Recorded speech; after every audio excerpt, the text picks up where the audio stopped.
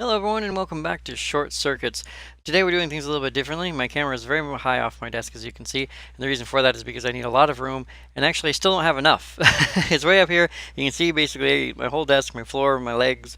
I'm standing. I had to push my chair back to get enough room. And the reason why is because today we're doing an unboxing. Yeah, and you can still only see the corner. This is why I needed the room. You can still only see the corner of this thing, and I'm bumping everything. But yeah, it's a box. It's only about a foot by a foot by a foot, but you know, cameras are cameras, and it's really close. Like, you know, pinky down here, thumb up here. So, but we're gonna do an unboxing for this particular device because it is something that was not sent to me by anyone. Well, I mean, it came through the mail. It was sent to me by someone, but it wasn't sent to me by a fan or anything. It was a purchase that I made off of eBay. And this is not a fixing eBay junk video, as you probably can tell by the title, whatever that title might be.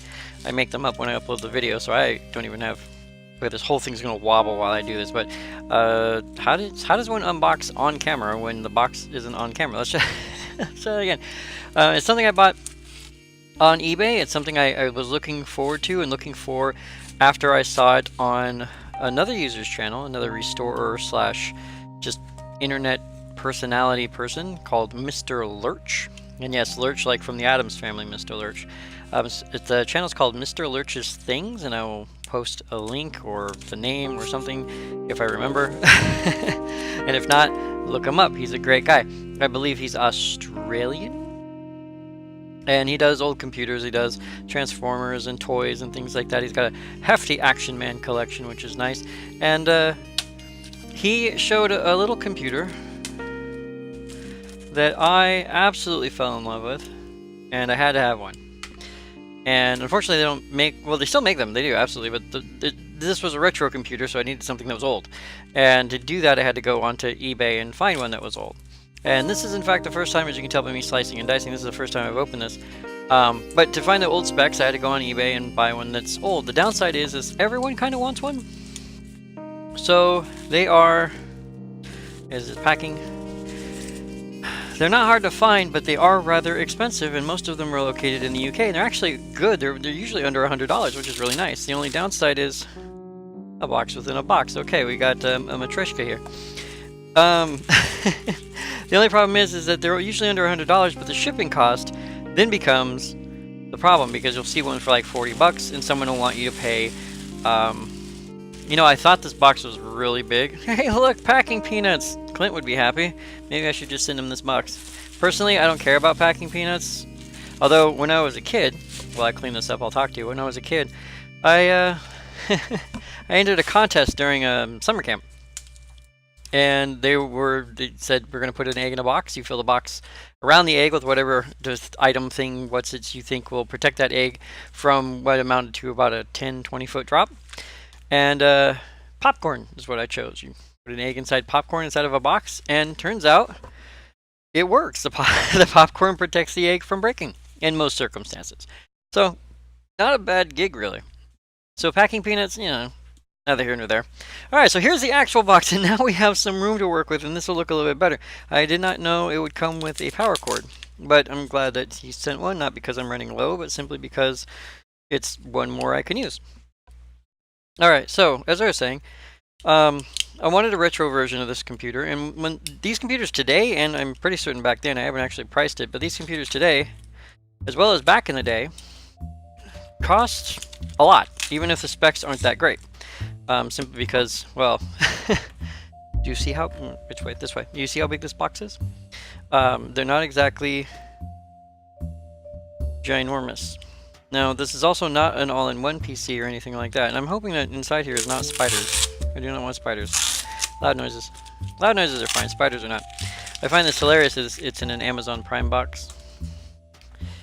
And it's taped. Okay.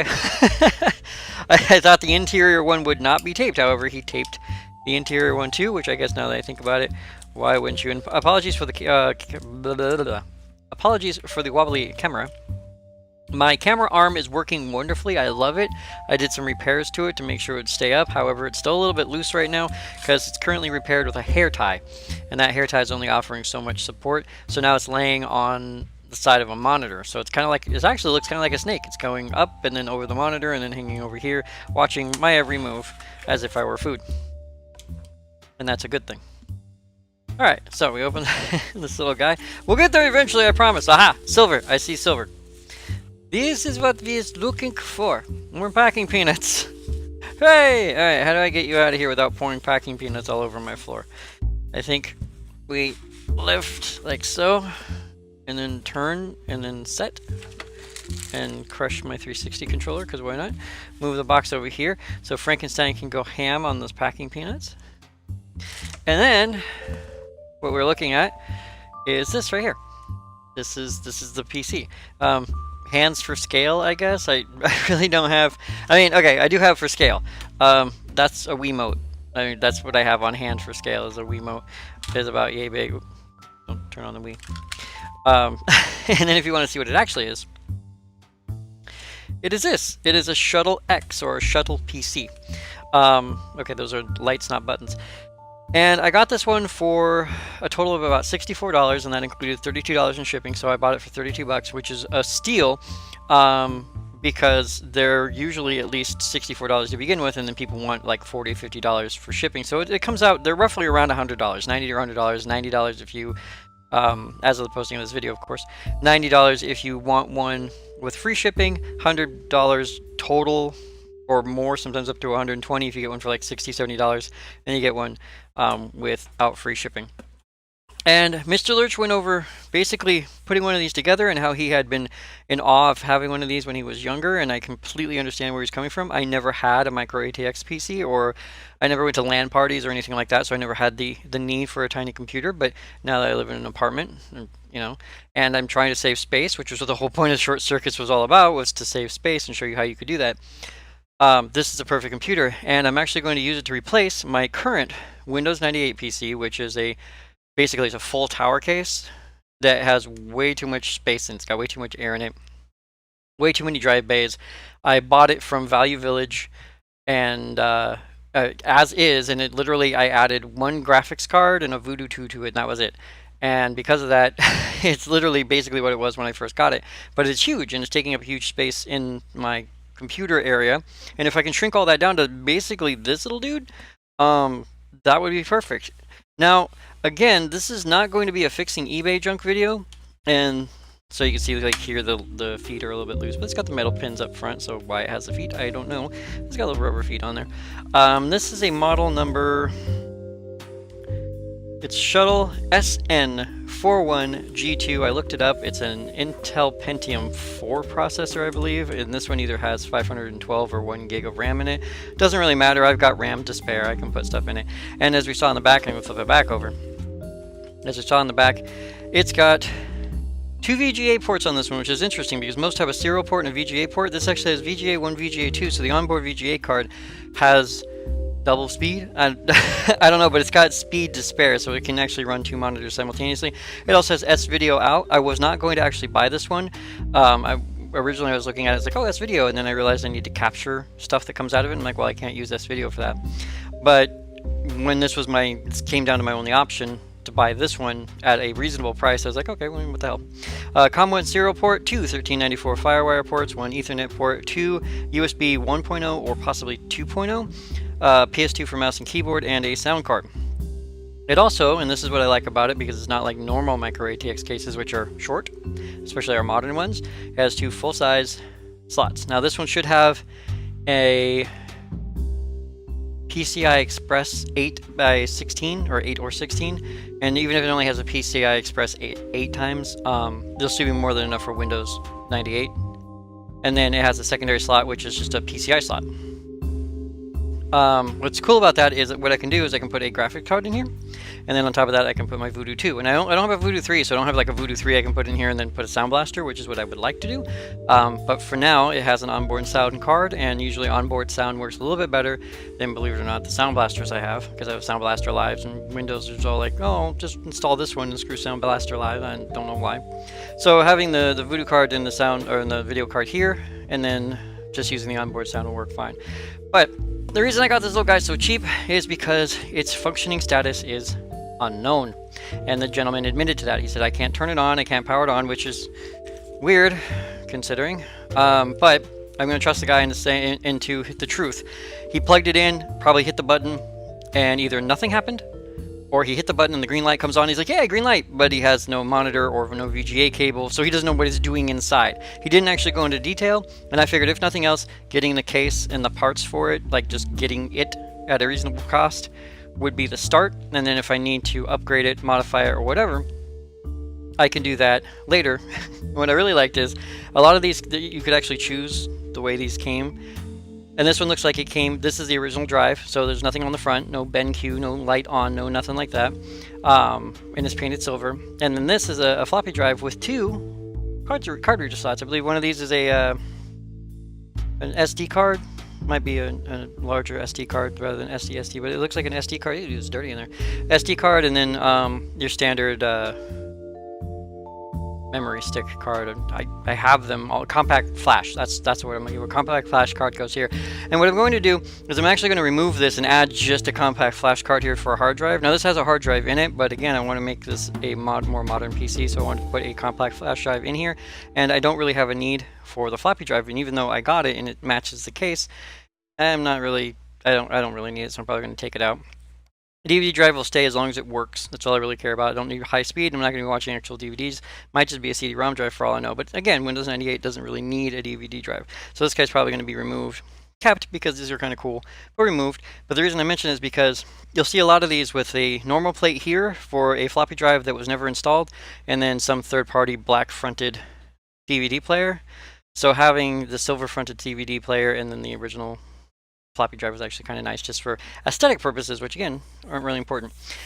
Taking a look at this, I don't see any really big dents. There's some muck and dirt and scratches, of course, because it is a teeny tiny portable computer. And I think what we're going to do next is we're going to crack it open. I'm going to bring the camera down, and so we can see inside of it and see exactly how far the dust bunnies go, because we pulled 2 off the back. There's some in the A drive, and there's probably a crap ton inside. We can see the fan mount, how that works, and then see if the hard drive is in here, because I believe he said there was a hard drive in here.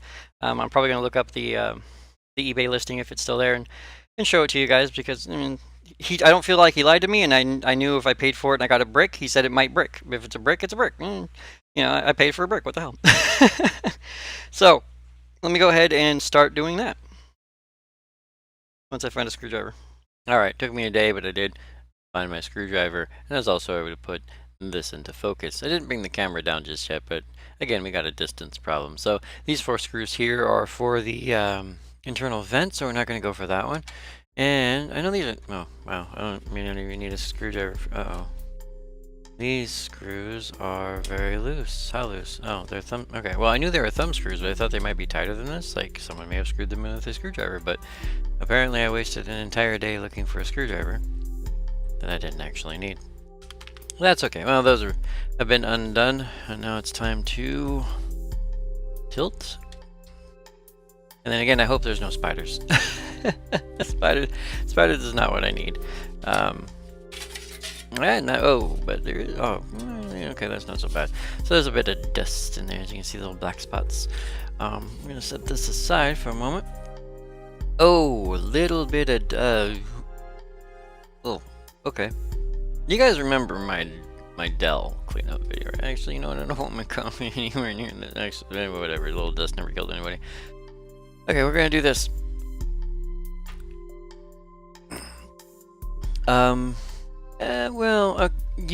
Okay, you kind of can. That dust bunny is a SATA power cable. That might show what kind of dust we're looking at here.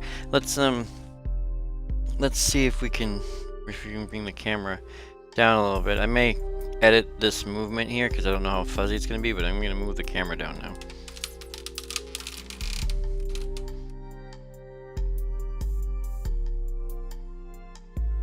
So if we take a quick peek,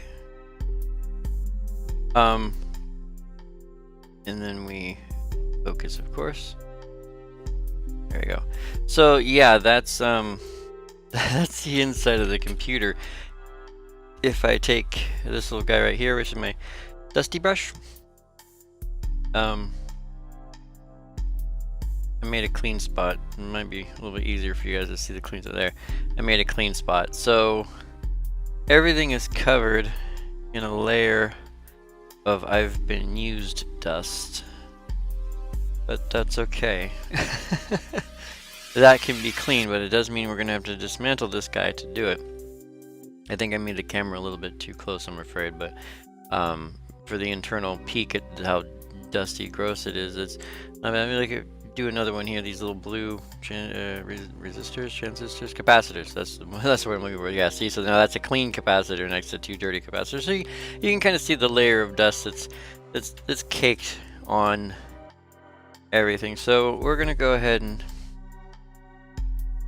tear this little guy down and fix him up. So it does look like this one has 512 megs, because it's only the one chip, but it does have room for a second one, so I can put a gig in there if I want. They're rated for a gig. I may have put it up previously, but if I didn't, I'm going to put it up now. I was wrong about the specs. This is not an Intel Pentium 3, or Pentium 4, Pentium whatever. This particular model is an AMD processor, which I prefer, so, you know, lucky me. So we're going to take this little guy apart. We're going to dust him up a little bit, or undust him a little bit, get him nice and clean, and then we're going to power him on. Now normally I would absolutely just power him on now and test I probably should test the power, but I'm apprehensive. I don't want to turn it on and have it not work, so I want to clean it so I can avoid the inevitable. And so we're going to do that. We're going to do a little cleaning montage here, some music, a little fast forward, you know how it goes.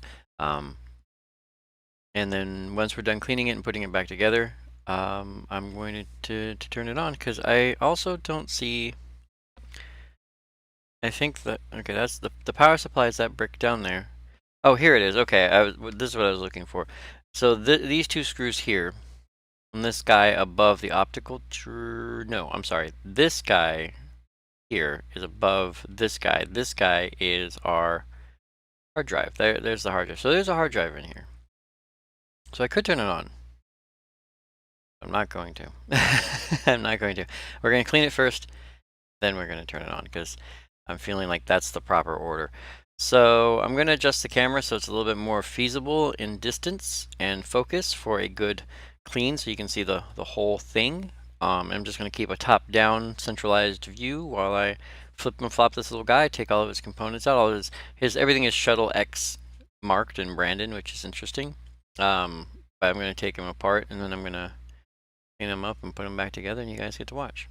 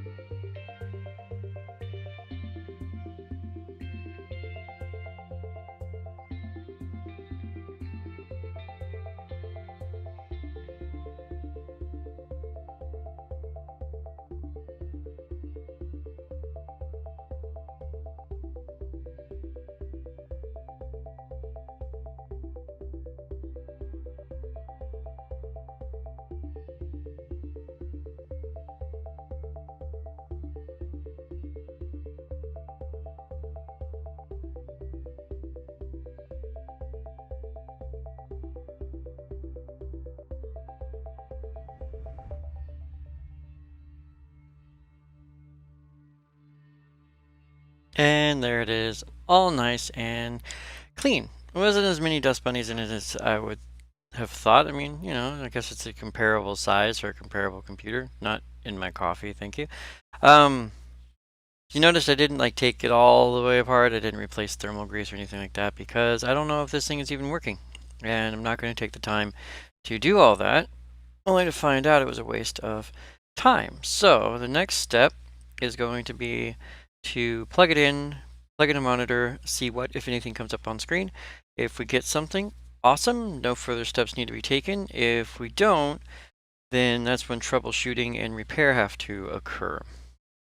And I have no idea what that's going to look like. So let me get everything set up, and then we will release some magic blue smoke. Alright, here we are, guys. Camera's pointed directly at the front of the case, so you can see all the pretty lights when they come on, or all the pretty smoke when it comes out. I'm hoping for lights, not so much smoke.